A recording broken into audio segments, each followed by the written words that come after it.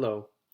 Today we will be reading the book What Makes a Shadow by Clyde Robert Bulla, illustrated by June Otani. I'll be reading this book in a questioning strategy style, so I'll be asking a lot of questions. So I'm just going to take off the outside dust cover here. And there we are. So what makes a shadow? Before we start, does anybody have any ideas of what might make a shadow?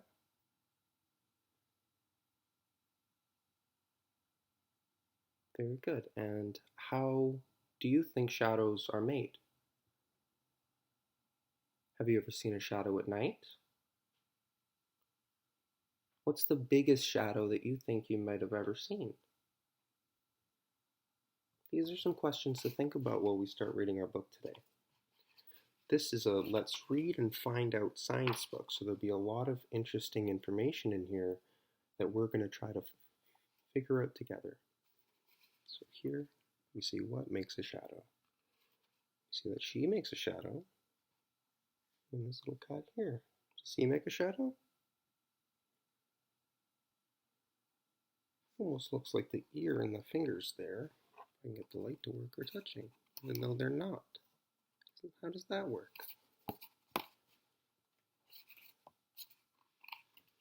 The sun is shining. It shines on the trees and the sidewalk. It shines on your house. It shines on you too. So what are some shadows we see on this page? What other things do we see? We see some shadows over here, created by the buildings, some by the trees, and some by the children. We don't see the shadows for the things way back here, but they're probably there too.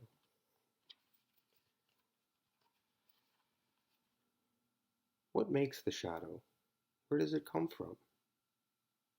Does anybody know what makes a shadow or where it comes from? In the picture we see that the sun is up in this corner and all the kids here are looking in that area. So maybe that has something to do with it. The book says that the sun is very bright. It shines on the house. It shines on the trees. It shines on you, but the sun does not shine through you. There is a dark place behind you where the sun does not shine. That darkness is your shadow.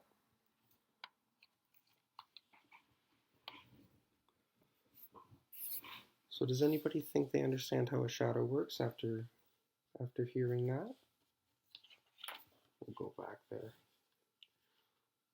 So there's a place behind you where the sun does not shine, and that is your shadow. Let's look for more shadows. Do we see any on this page?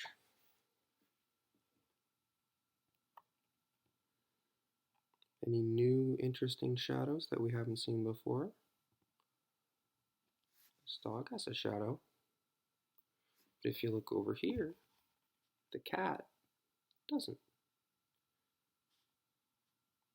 The cat would have a shadow, but it's being blocked by the tree here. So the cat's actually in the tree's shadow.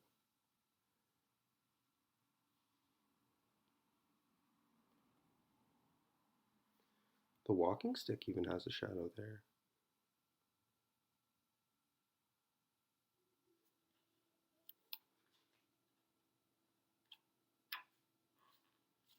Look at all this. Animals have shadows. Now, does anybody have any animals at home that they've seen shadows?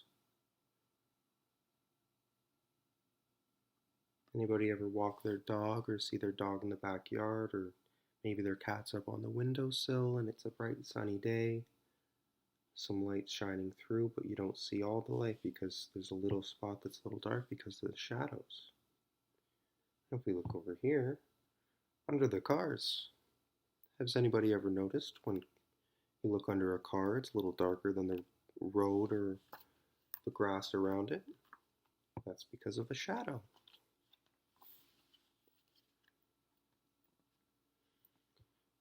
What's that way up in the sky there? Kids are all looking and pointing. Now, has anybody ever been on an airplane or seen an airplane? Has anybody ever noticed that those have shadows too? So it's not just smaller things like cats and dogs, or cars even, it's big, big things like planes. Airplanes have shadows. Watch as an airplane flies over your head. You may see its shadow on the ground. Oh, it's a cloudy day. Now, does anybody think there are shadows on a cloudy day? Or do they just go away because of the clouds? Any ideas?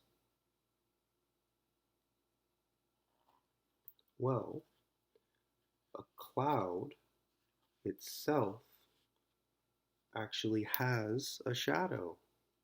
So sometimes the sky is dark with clouds. The sun cannot shine through them. It's the same as if you were under a big tree and it's darker under there than it would be if you were outside of the shadow of the tree, because the tree is causing a shadow and it's taking up all the light so you can't see it. So the same kind of idea happens when you see a cloud.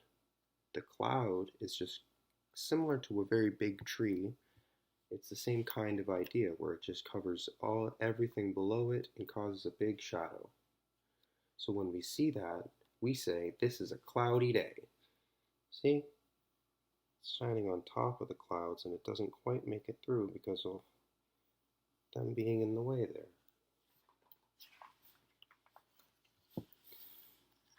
Some shadows are darker than others. Hold a paper towel so the sun shines on it. The paper towel makes a shadow on the ground.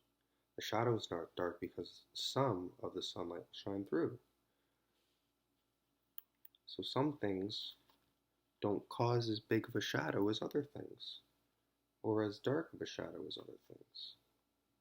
Does anybody have any ideas about why that might be? What might be different between a paper towel and a car, or a tree, or this cat here that's under the paper towel?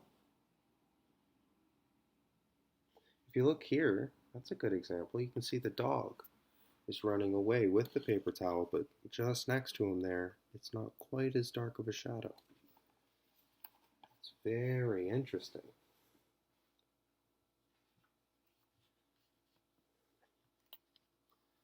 So we look over in this first picture here, and we see the sun on its way down. And the night starts to happen on this next picture here. So does anybody have any idea what might happen when the sun starts to go down and the moon comes up?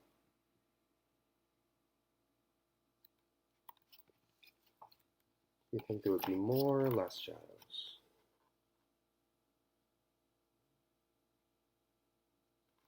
Right down here it says that night is a shadow.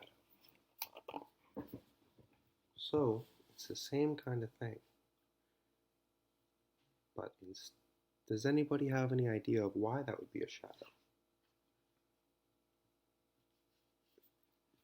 What do you think is in the way of the sun? This picture here shows this big, bright, hot sun that we get all of our energy and light from and helps us live on this, our Earth. So during the day, we would be on this side where it's nice and sunny and bright and warm. And then as the Earth slowly moves, we would move to the dark part, and that's when the night comes. So that shadow we're seeing is actually the shadow of the Earth. Crazy ideas. You can imagine it if you were to use a globe or something like they're playing with here. If there was a light, say in their corner here, you would see a shadow in this area. And that would be doing the same thing as the sun does with our planet.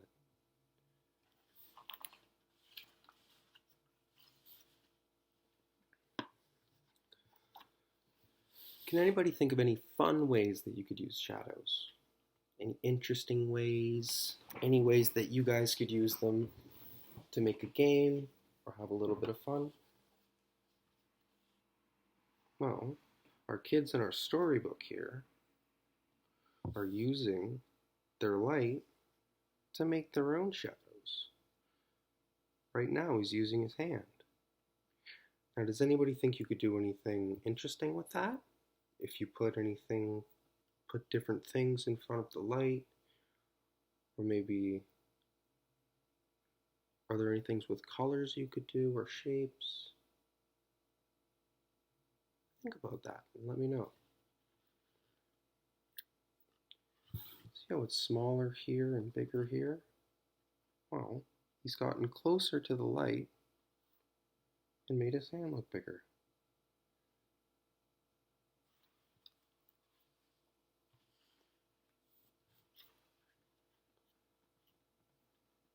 And if he moves it in different ways,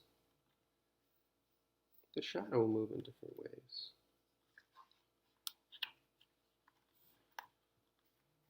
Now they're getting very creative.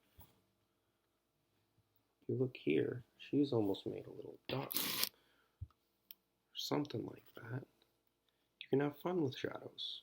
Hold your hands between the light and the wall and make shadows pictures. You can make a duck or a dog or a rabbit. So this might have been a duck there. This looks like a rabbit to me. You can make shadow pictures little or big. You can move your hands to make the pictures move. So what do you think would happen if she started to move her hand around? And you can almost see it on my picture there behind my hand, but it's not quite working. There are a bunch of different ones they came up with. Look at that one.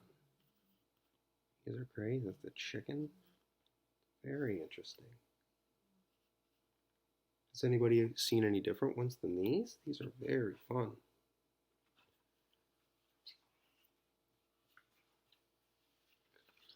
Look at this big picture here.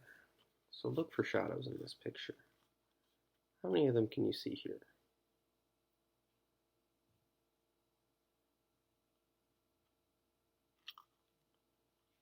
And the little flowers down here.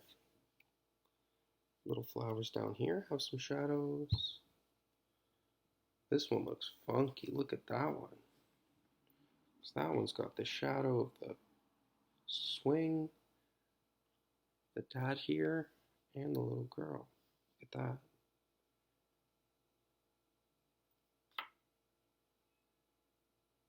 You can see the shadow of the house way in the background there.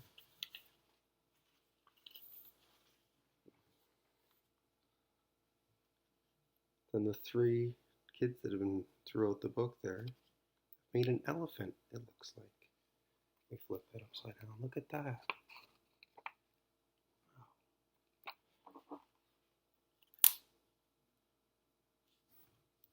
Well, thank you very much for reading What Makes a Shadow with me today. We've been doing this in the questioning style, and I hope you've enjoyed. Thank you.